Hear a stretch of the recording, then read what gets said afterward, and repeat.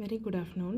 இன்றைக்கி சண்டேனால pepper chicken gravy, white rice, அப்புறம் சிக்கன் தந்தூரி செய்யலான்ட்டு. இப்போது எண்ணெயில் இப்போ 2 டேபிள் ஸ்பூன் எண்ணெய் ஊற்றிட்டு சின்ன வெங்காயம் கொஞ்சம் அரைஞ்சி வச்சுருக்கேன். என்ன தான் அரைச்சி போட்டாலும் கொஞ்சம் அரைஞ்சி தான் போடணும். இது அரைச்சதில் வந்து நான் எல்லாமே ஃப்ளேவர் எல்லாமே போட்டுட்டேன். நான் அதில் வந்து கொஞ்சம் சின்ன வெங்காயம், பெரிய வெங்காயம் 1 போட்டுட்டு அரைக்கும் போது வந்து இஞ்சி பூண்டு போட்டுக்கலாம், இல்லைனா இஞ்சி பூண்டு பேஸ்ட்டு தனியாகவும் போட்டுக்கலாம். அப்புறம் பெப்பர் 2 டேபிள் ஸ்பூன் போட்டுக்கணும் அரைக்கும் போது மிக்சியில். அது கூட வந்து பெருஞ்சீரகம் 1 ஸ்பூனு, பெரிய ஸ்பூனு. ஃப்ளேவருக்கு தகுந்த மாதிரி உங்களுக்கு மைல்டாக வேணும்னா 1 டீஸ்பூன் போட்டால் போட்டோம் பெருஞ்சீரகம். பெருஞ்சீரகம், சோம்பு.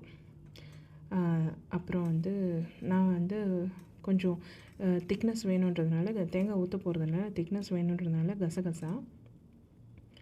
அப்புறம் ஒயிட் எள்ளு நான் வந்து கொஞ்சம் திக்னஸ்க்கு போட்டுக்குவேன். நான் ஒயிட் எள்ளு 2 டீஸ்பூன் போட்டுக்குவேன். இது எல்லாத்தையும் போட்டு அரைச்சிக்கணும். ஸோ இது போட்டு நல்லா வதக்கிட்டு கூட வந்து இஞ்சி பூண்டு பேஸ்ட்டு வதக்கும் போதும் போட்டுக்கலாம். உப்பு போட்டு நல்லா வதக்கணும்.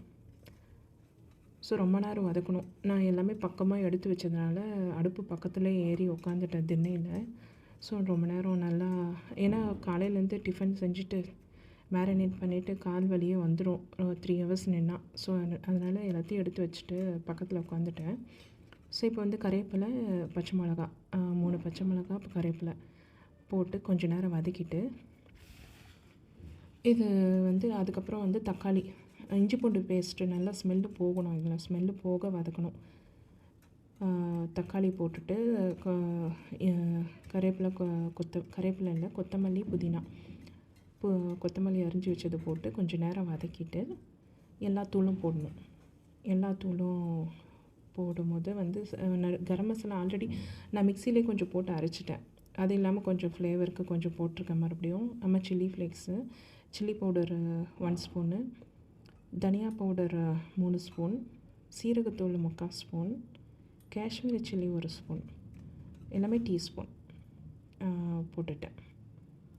ஸோ உங்களுக்கு இன்னும் திக்னஸ் அதிகமாக கிரேவி வேணும்னா தனியா பவுடர் கொஞ்சம் எக்ஸ்ட்ரா போட்டுக்கலாம். ஸோ இது எல்லாத்தையும் கொஞ்சம் நேரம் வதக்கிட்டு பெப்பர் தூள் நான் மறுபடியும் கொஞ்சம் ஆட் பண்ணிக்கினேன். மிக்சிலையும் போட்டிருக்கேன், பட் இது பெப்பர் கிரேவின்றதுனால மறுபடியும் கொஞ்சம் போட்டுக்கிட்டேன். நீங்கள் சில்லி பவுட்ரு கொஞ்சம் குறைச்சிட்டு பெப்பர் பவுட்ரு கொஞ்சம் அதிகமாக யூஸ் பண்ணிங்கன்னா இன்னும் டேஸ்டியாக வரும்.